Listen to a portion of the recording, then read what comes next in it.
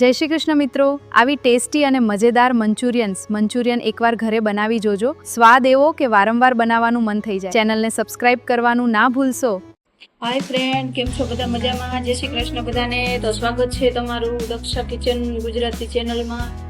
તો આજે આપણે બનાવીશું મંચુરિયન. તો મંચુરિયન બનાવવા માટે મેં વજનમાં 250 ગ્રામ જેટલી કોબી લઈ લીધી છે. તેને પાણીથી સારી રીતે ધોઈ લીધી છે.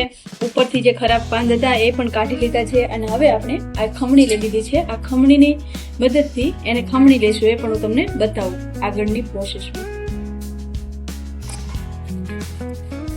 આ રીતે ખમણીમાં જે મોટા કાણાવાળો ભાગ આવે છે એના વડે આપણે કોબીજ ખમણવાનું છે. મંચુરિયનમાં સાવ ઝીણું કોબીજ ન ખમણે, એને છે જ આપણે મોટું રાખવાનું છે.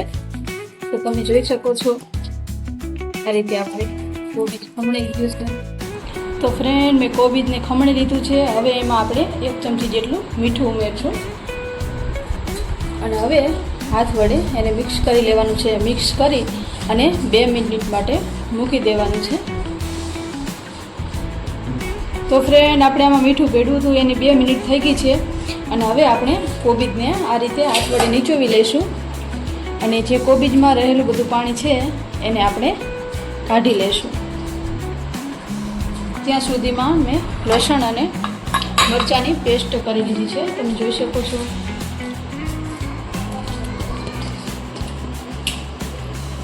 આ રીતે બધું પાણી નીચોવી લઈશું.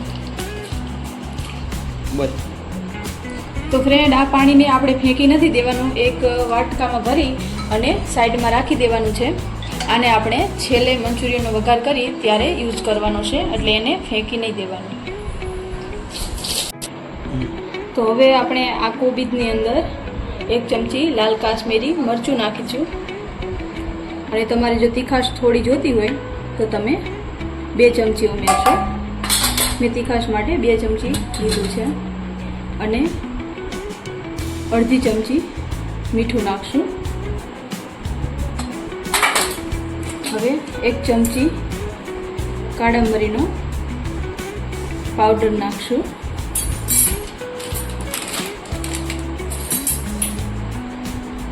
એક ચમચી મેં કોર્નફ્લોર લઈ લીધો છે, જે મકાઈનો લોટ આવે છે, એ આપણે 2 ચમચી ઉમેરવાનો છે.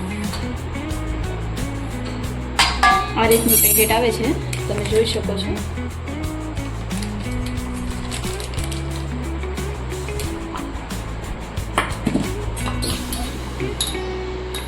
હવે આપણે જે લસણ મરચાંની પેસ્ટ લઈ લીધી છે એને ઉમેરી દઈશું.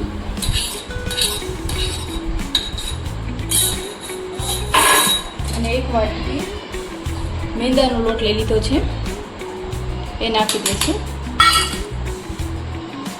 હવે આપણે સારી રીતે બધું મિક્સ કરી લઈશું.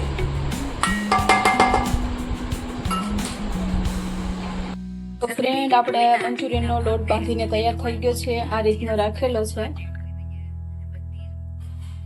હવે આપણે એના આવા નાના નાના બોલ વાળી લઈએ.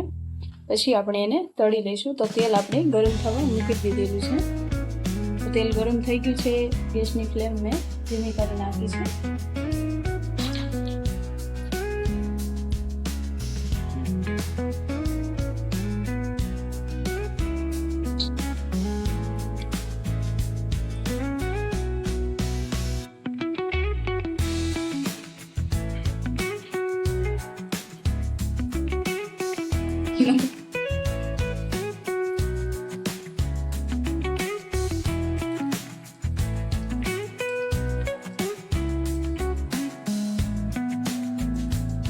મંચુરિયનને આપણે ગેસની ધીમી ફ્લેમ ઉપર ગોલ્ડન બ્રાઉન થવા દેવાના છે.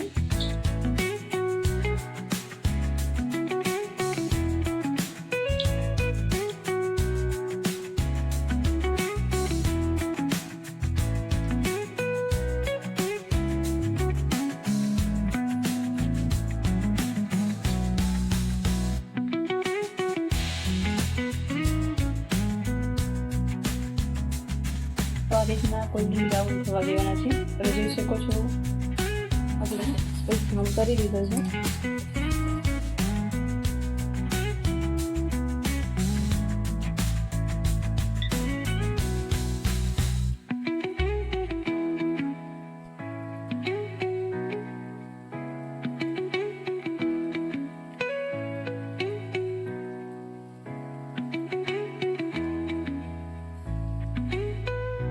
ફ્રેન્ડ, આપણા મંચુરિયન તળાઈને કમ્પ્લીટ થઈ ગયા છે અને હવે આપણે એનો વઘાર કરીશું. તો વઘાર કરવા માટે મેં કઢાઈમાં 2 પાવડા જેટલું તેલ મૂકી દીધું છે અને તેલ આપણું સારી રીતે ગરમ થઈ ગયું છે. હવે આપણે એની અંદર ડુંગળી નાખીશું. ડુંગળીને મેં એક મીડિયમ સાઈઝની લીધી હતી, અને ઝીણી રીતે ખમણી કરી. આપણે ગેસની ફ્લેમ ધીમી કરી નાખીશું.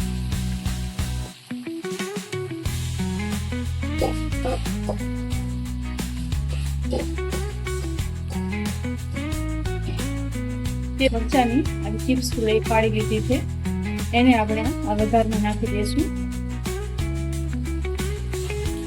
સારી રીતે મિક્સ કરી.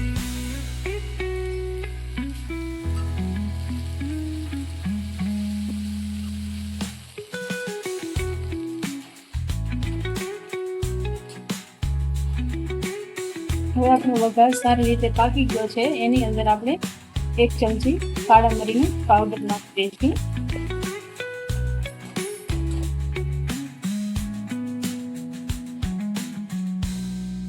આ ચમચીના માપ પ્રમાણે 3 ચમચી સોયા સોસ નાખી દઈશું.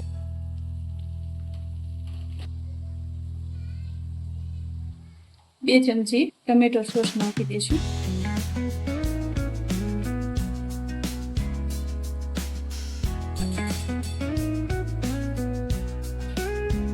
2 ચમચી રેડ ચીલી સોસ નાખી દઈશું. તમે જોઈ શકો છો આ રીતનું પેકેટ આપણે કોઈ પણ દુકાન ઉપર કે પછી મોલમાં કે બેકરીમાં મળી રહેશે તમને.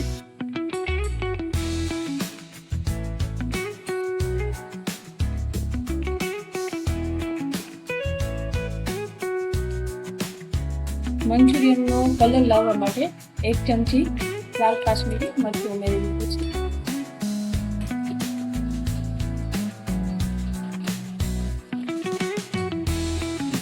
હવે આપણે આ ગ્લાસના માપ પ્રમાણે અડધો ગ્લાસ પાણી લઈ લીધું છે અને એમાં આપણે 1 ચમચી જે કોર્નફ્લોર છે એ ઉમેરી દીધો છે. જે મકાઈનો લોટ છે એ 1 ચમચી ઉમેરી દીધો છે અને આપણે સારી રીતે મિક્સ કરી અને હવે આપણે આની અંદર ઉમેરી દઈશું.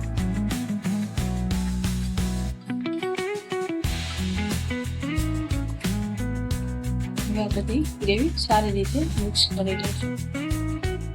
ઓકે, એને આપણે આની અંદર ઉમેરી દઈશું.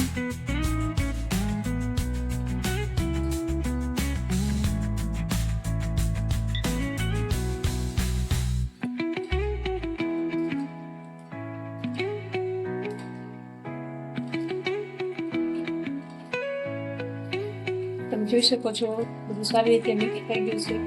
હવે આપણે આને 2 મિનિટ માટે પકવી લઈશું. ઉપરથી આપણે થોડી કપ કોબીજ રાખી દઈશું સુધારીને, એને પણ ઉમેરી દઈશું અને મિક્સ કરી દઈશું.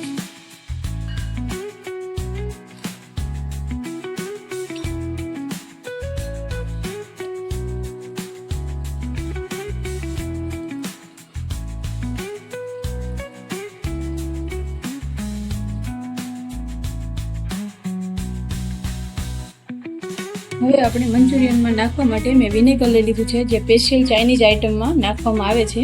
આ રીતની બોટલ પણ તમને નાની મોટી જેવી લેવી હોય એવી બેકરી ઉપર મળી જશે. તો આપણે ચાઇનીઝ આઇટમ ઉપર આ વિનેગરનો યુઝ થાય છે. તો આપણે ચમચીના માપ પ્રમાણે